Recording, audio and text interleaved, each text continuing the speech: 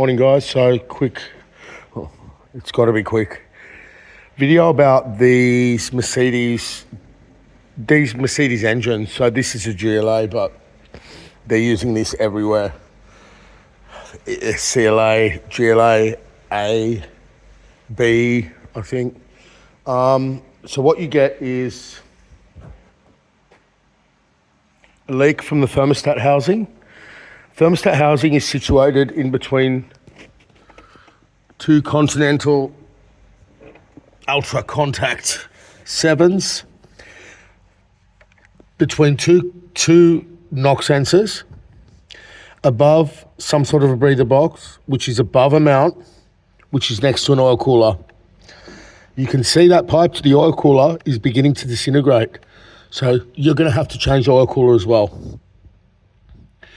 Now, what stops the manifold coming out is this Audi style clip under the manifold for the knock sensor, and this is it looks like a evaporative purge canner solenoid. It's not.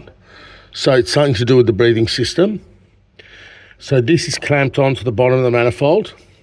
This is slid on to a tab on the manifold, and this is clipped on under the manifold.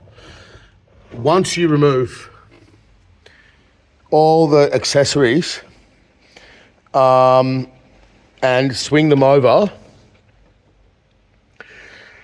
so the solenoid and all that, mark stuff, guys, with this, take photos. It's not the biggest deal, but still, it's just disgusting. Now, just a note, there had to be a recall here on this fuel clamp. Oh my God.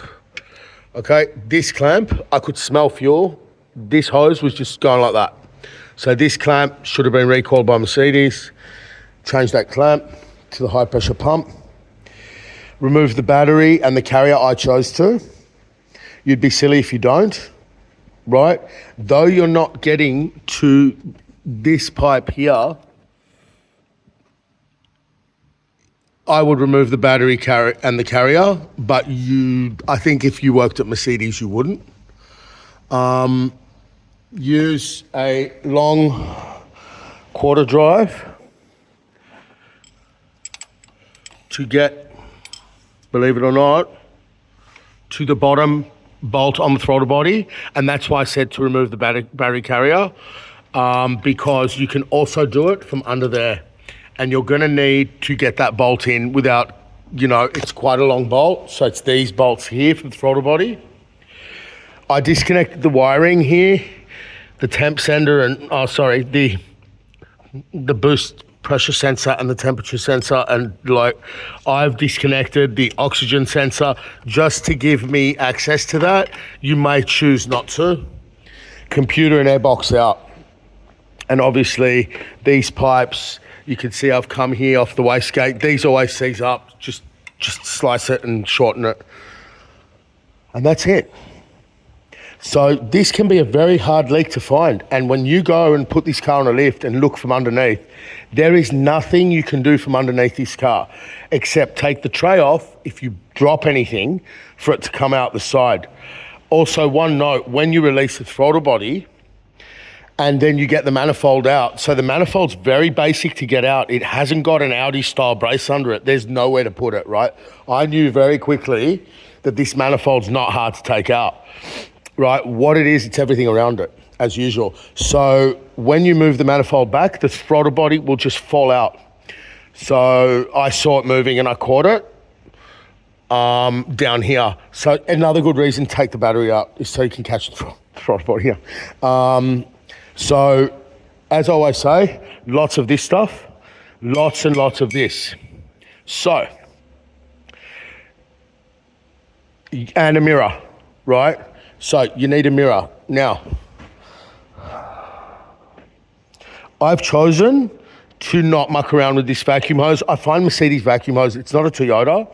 Like there's an 83 Camry over there and the vacuum hoses are no doubtably in better condition than this trash they use here. So this is not a real Mercedes, guys. It's not. This is not a Mercedes, trust me. So it's not a real Mercedes. There's a map sensor. There's another temp sender. They want to know the boost. They want to know everything, which is fine. This is for the solenoid on top. Take photos, mark them, some of them. Now, you can see where that solenoid slides over, that purge device solenoid, whatever the hell it is. You can see here where the Continental knock sensor slides into. And you can see here,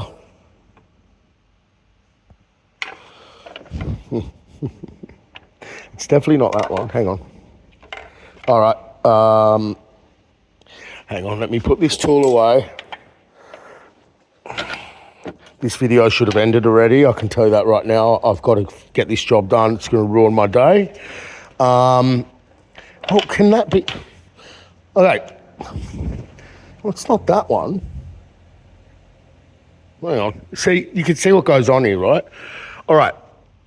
This hose, I've already showed you. That clamps on. Okay, fine. That's it there. I'm just trying to work out which way this thing goes, guys, because it's not that way. Yeah, it is.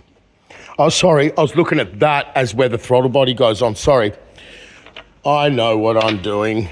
Yeah, so that's where it clips on, and that's going to hold the manifold. So use a mirror, use lots of silicone, not WD-40, and this will slide off.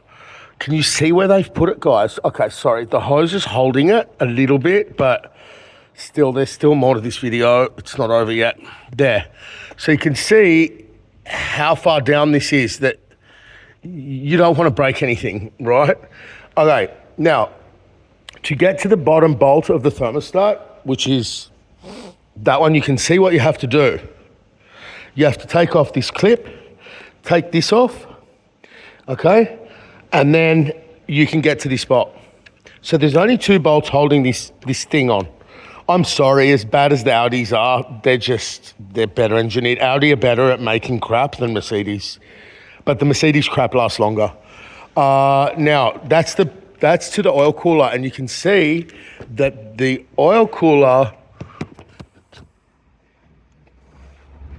okay, one thing about German cars, everything comes off, like hoses just come off. It's not like a Jap car, you got to kill yourself. Like even this Swift, like hoses do not come off anything.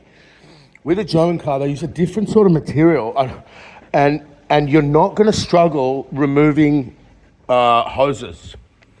So the oil cooler is beginning to come apart at 80,000 Ks. I've made a video, I think, on an A-class about these starter motors suddenly failing in the middle of the night, or the worst time of your life.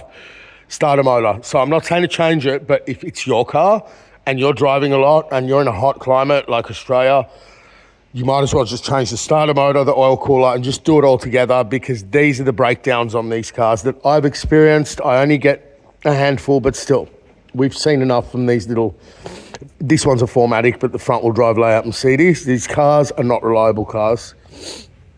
And that's basically it. Like, where the leak is from the O-ring, which has fallen down into my tray. So here it is here. Very, very slow leak, guys. Very hard to find. A few mechanics have, over the years, tried to find this leak, and they couldn't find the leak. And then now it got a little bit worse, and I pressure tested it. So for the mechanics out there, like, this O-ring's not going to give way, but with any car, like, choose when you're going to pressure test the car. You don't just go pressure testing cars 2 days before Christmas when no one can find a leak. Because as you can see, this oil cooler could be a possible fault in the future, and for all you know, something will just give way.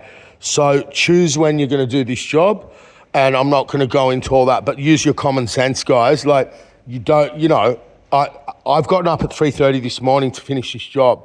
You can't do this job when you're busy, right? Funny enough, yesterday my mechanic took a VE thermostat out without pulling the gearbox out, and we literally arrived here like showing off to each other at the same time that we both had removed the thermostats. So funny how things come in twos. Jesus Christ. These people put the super cheap oil coolant, so it's gold. No one wanted to do this job, but yeah, manifold out on the VE, manifold out on the Mercedes, and somehow my mechanic I don't know how he did it. Like, he got his hands down there and he's done it. GM forgot to send us the O-ring, but now I've digressed. So, yeah, manifold out. Take your time, replace this, try not to break anything. So far, so good. Like, I always say Mercedes are better quality with these sorts of things than Audi. A lot of those A5s and stuff, like everything you touch can break at a certain age. So the quality's there. You just got to be patient. So ECU out, airbox out, lots of silicon there and on the 2 points on the battery carrier.